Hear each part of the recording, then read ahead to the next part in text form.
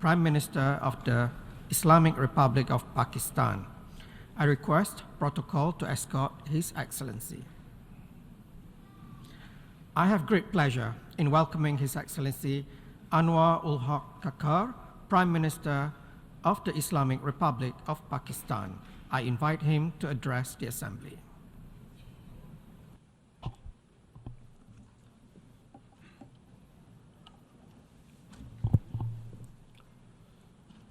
Bismillahir Rahmanir Rahim.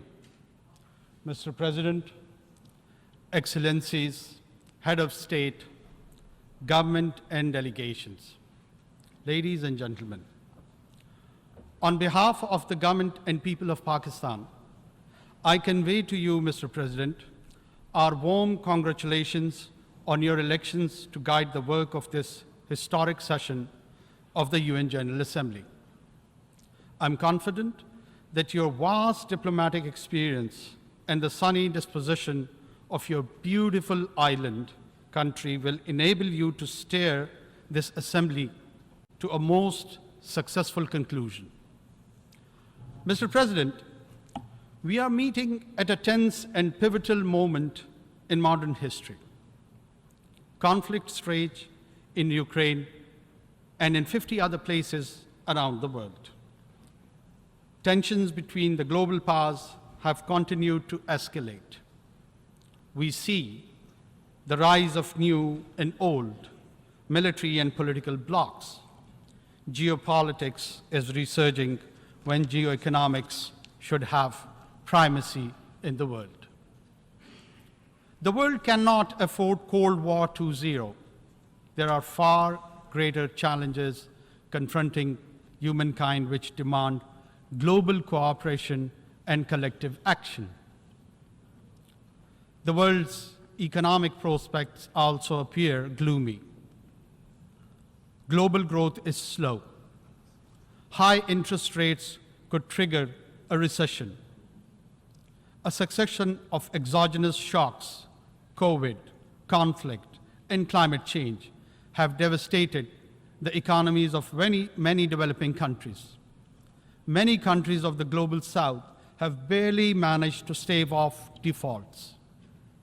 Poverty and hunger have grown, reversing the development gains of 3 decades.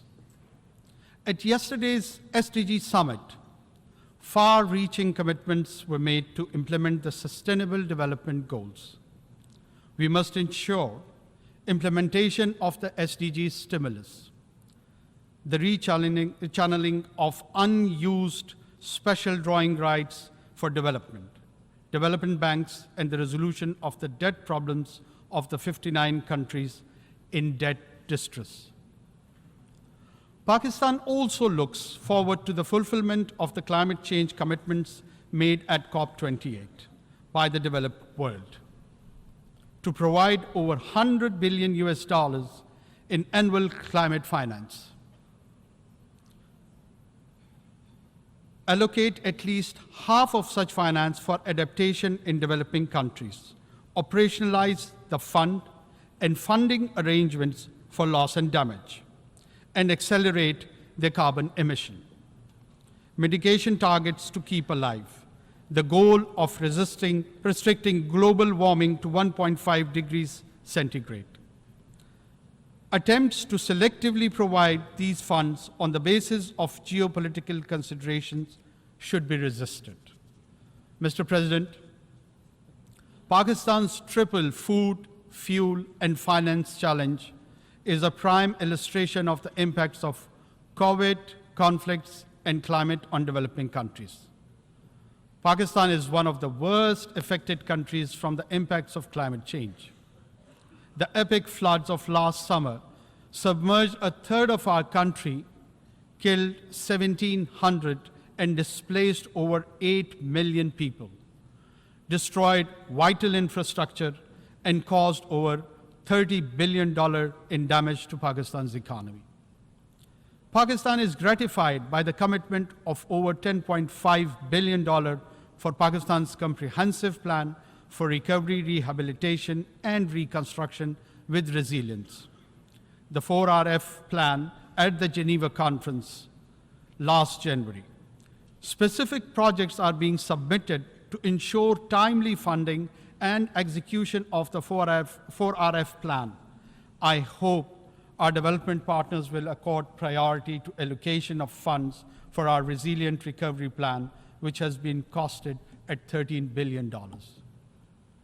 Mr. President, Pakistan government is committed to rapid economic recovery. We will stabilize our foreign exchange reserves in our currency, expand domestic revenues, and most importantly, mobilize significant domestic and external investment. Facilitation Council, SIFC, to expedite investment decisions. 28 projects have been identified in priority sectors: agriculture, mining, energy, and IT, for implementation in collaboration with Pakistan's partners. Pakistan's long-term shift to geoeconomics is well underway. The second phase of the China-Pakistan Economic Corridor has been initiated, covering railway, infrastructure, and manufacturing projects. Pakistan also looks forward to the early implementation of the connectivity projects with Central Asia. Mr. President, development depends on peace. Pakistan is situated in one of the least economically integrated regions in the world. Pakistan believes that region develops together. Therefore, Pakistan desires peaceful and productive relations with all our neighbors, including India. Kashmir is the key to peace between Pakistan and India. The Jammu and Kashmir dispute is one of the oldest issues on the agenda of the Security Council. India has evaded implementation of the Security Council's resolutions, which call for the final disposition of Jammu and Kashmir to be decided by its people through UN-supervised plebiscite. Since 5th August 2019, India has deployed 900,000 troops in illegally occupied Jammu and Kashmir to impose the final solution for Kashmir.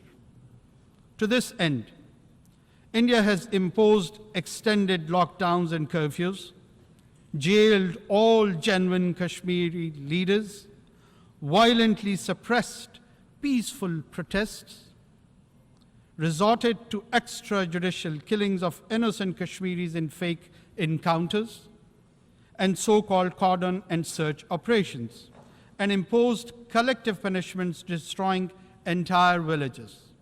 Access to occupied Kashmir, demanded by the UN High Commission for Human Rights and over a dozen special rapporteurs, has been denied by New Delhi. Mr. President, the UN Security Council must secure the implementation of its resolution on Kashmir. The UN Military Observer Group for India and Pakistan should be reinforced. Global powers should convince New Delhi to accept Pakistan's offer of mutual restraint on strategic and conventional weapons. Mr. President, peace in Afghanistan is a strategic imperative for Pakistan. Pakistan shares the concern of international community with respect to Afghanistan, particularly the rights of women and girls. Yet we advocate continued humanitarian assistance to a destitute Afghan population, in which Afghan girls and women are the most vulnerable, as well as revival of the Afghan economy and implementation of the connectivity projects with Central Asia. Pakistan's first priority is to prevent and counter all terrorism from and within Afghanistan. Pakistan condemns the cross-border terrorist attacks against Pakistan by the TTP, Daesh, and other groups operating from Afghanistan. We have sought Kabul's support and cooperation to prevent these attacks. However, we are also taking necessary measures to end this externally encouraged terrorism. Mr. President, Pakistan welcomes the progress made towards ending the conflicts in Syria and Yemen. In particular, we warmly welcome the normalization of relations between the Kingdom of Saudi Arabia and the Islamic Republic of Iran. Unfortunately, the tragedy of Palestine continues, with Israeli military raids, airstrikes, expansion of settlements, and eviction of Palestinians. Durable peace can be established only through a two-state solution and the establishment of a viable and contiguous Palestinian state within the pre-June 1967 borders, with Al-Quds al-Sharif as its capital. Mr. President, UN peacekeeping has been a success story. Over more than 6 decades, Pakistan has contributed 230,000 peacekeepers in 47 missions across the world. Today, UN peacekeepers face complex and unprecedented challenges, especially from criminal and terrorist groups, as in the Sahel. We must ensure the safety and security of peacekeepers. Pakistan shall continue to work with the UN to develop the capabilities and more robust mandates required for successful enforcement actions by UN and international forces where needed. Mr. President, we must counter all terrorists without discrimination, including the rising threat posed by far-right extremist and fascist groups, such as Hindutva-inspired extremists threatening genocide against India's Muslims and Christians alike. We also need to oppose state terrorism, address the root cause of terrorism, such as poverty, injustice, and foreign occupation, and distinguish genuine freedom struggles from terrorism. Pakistan prospers the creation of a committee of the General Assembly to oversee the balanced implementation of all 4 pillars of the global counter-terrorism strategy. Mr. President, our progress based on rich history of cooperation, understanding, exchange, and synthesis of ideas among civilization is impearled today. The narratives advocating a clash of civilization have done considerable harm to humanity's progress. Such ideas have done considerable harm to humanity's progress. Such ideas have bred extremism, hatred, and religious intolerance, including Islamophobia. Make no mistake, it's a latent threat that undermines millennia of progress. We need to cherish and celebrate our diversity and different ways of life. Mutual respect, sanctity of religious symbols, scriptures, and personage should be ensured. While Islamophobia is an age-old phenomenon, however, after the 9/11 terrorist attacks, it has assumed epidemic proportions, as manifested in the negative profiling of Muslims and attacks on Islamic sites and symbols, such as the recent public burnings of the Holy Quran. Last year, this assembly adopted a resolution proposed by Pakistan on behalf of the OIC, declaring 15th March as the International Day to combat Islamophobia. Earlier this year, the Human Rights Council adopted an OIC resolution submitted by Pakistan urging states to outlaw the burning of the Holy Quran and similar provocations. We welcome the legislation initiated by Denmark and contemplated by Sweden towards this end. Pakistan and the OIC countries will propose further steps to combat Islamophobia, including the appointment of a special envoy, creation of an Islamophobia data center, legal assistance to victims, and an accountability process to punish Islamophobic crimes. Mr. President, the complex global and regional challenges that the world faces today can be best addressed through effective multilateralism within the framework of the United Nations. However, multilateralism is being eschewed due to the unilateral policies of and strategic rivalry and tensions between global powers. Pakistan will continue to work actively to strengthen multilateral institutions and enhance global cooperation. Pakistan looks forward to continuing negotiation on the scope and elements of the Summit of the Future and the Pact for the Future, building on the convergence that emerged in earlier consultations.